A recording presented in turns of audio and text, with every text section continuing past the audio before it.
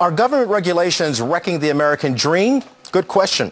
According to a new Fox News poll, 62% believe they can still achieve the American dream, but this number is down 10 points since 1997. So are the Obama administration's onslaught of regulations to blame?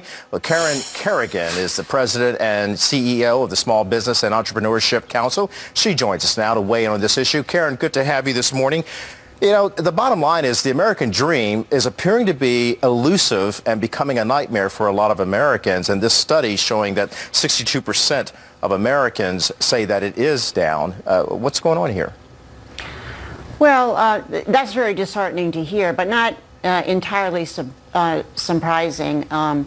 You know, if you look at what the business environment and what small business owners and entrepreneurs, the business community in general, have had to endure over the past 6 or 7 years. You had the financial crisis, you had the Great Recession, and a weak economic recovery. And on top of that, uncertainty from government in the form of government regulation and more intrusiveness. You don't have the level of business investment, business growth, entrepreneurship in this country that's going to create the innovation and the good paying jobs. So that's central to the American dream, is having these good paying jobs.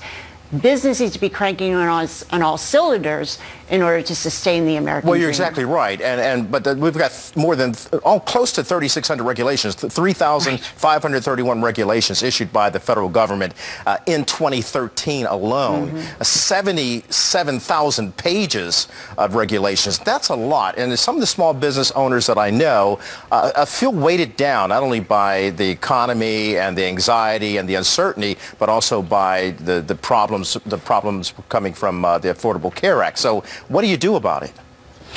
Well, I think one of the big things, obviously, is to give business owners and entrepreneurs a greater voice in the process. There definitely needs to be more transparency and more openness in the process. A poll that we're going to be releasing in January shows that 84% of the American public believe that special interests have far too much sway over the regulatory process.